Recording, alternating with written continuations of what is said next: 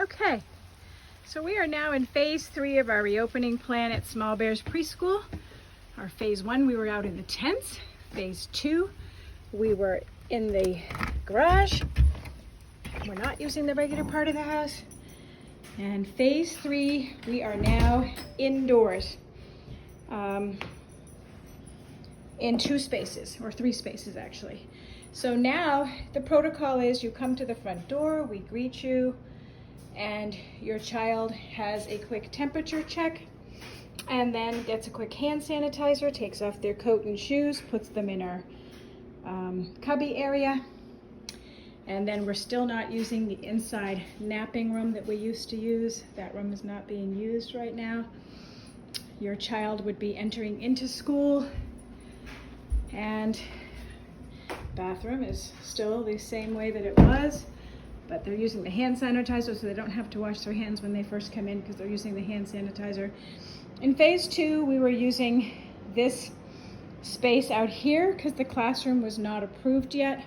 I had, as you know, the sneeze guard special boards made up that go on our tables, and at that point my licensor had not approved them for space, so we weren't using this room.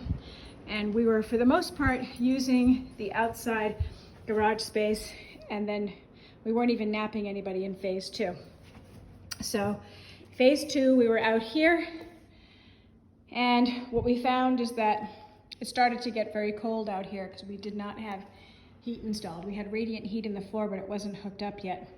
So we ended up with phase 3 moving back inside, and then my husband now has connected all the heat out here, and it's toasty warm, so we're back out here again. So phase 3, we are using this garage space for inside recess when we can't be outside, or when we have 10 students here and need to really space apart, or if the remote learners are here on Wednesday, they are using this space now that it's warm enough to do so. And then we keep the smaller kids inside. The reason we do that is the smaller kids need to go to the potty about every 5 minutes. So now we have been approved to be able to use these sneeze guard areas. So the 2 different stations from where the children sit are 6 feet apart, and then the EEC is allowing us to put family members together, so we can put 2 family members at one table, and we can actually, the cleaners were just here today, we can move those tables a little bit further apart, move them closer to the wall to get them a little further apart, but the cleaners were just in here, so they moved them. So I can actually put 2 students at this table, and then I have 1 on the other side, 1 on the other side here, and 2 here, and then we have 1 here. So we don't have more than 7 in this classroom at a time. If we do have more than 7 students, then we move out to the garage gross motor room area for the day. But in the morning, we are usually in here because I have to be able to get to the door before Katie gets here and still supervise the kids. So I'm doing that. As you know, all of the students have their own cubbies. They have their own items for everything. They have their own blocks. Everything is clearly labeled. They have their own manipulatives, their own game pieces, their own Montessori shape, their own markers, their own books, their own puzzle pieces.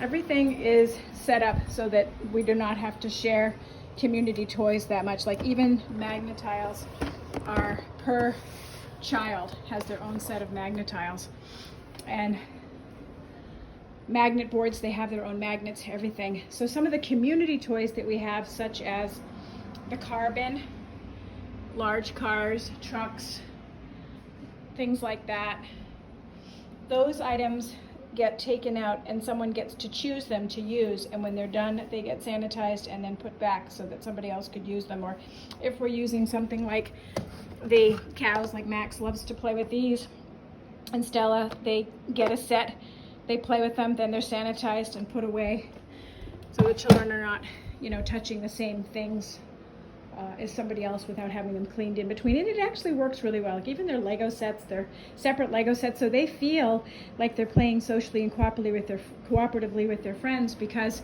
you know, at these boards they can see what the child on the other side's doing and get ideas from them, and they can talk to them, and they can even tap the glass and feel like they're close to them. Or if they're sitting next to their sibling, they're feeling socially close to their friends, which is working really well, but they're safe. And we also have these Germ Guardian air filters that have a UV light, as well as the HEPA filters that I purchased at Best Buy. They were highly recommended by Chuck Demacourt and another daycare provider in town who had researched them thoroughly.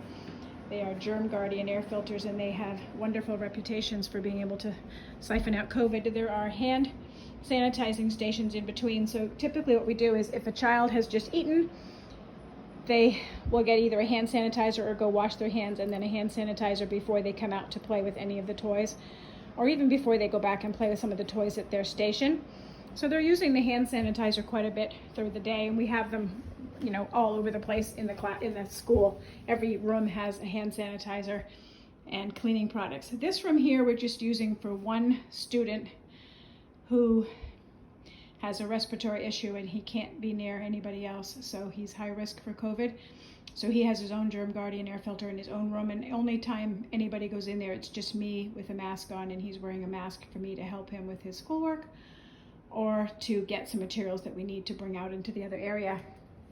This area out here, because it's so large, there are 2 Germ Guardian air filters. It says it does like 328 or 368 square feet, but this is more than 368 square feet out here.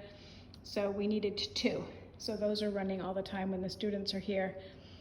And we have them sort of diagonally across to be of most benefit to the school.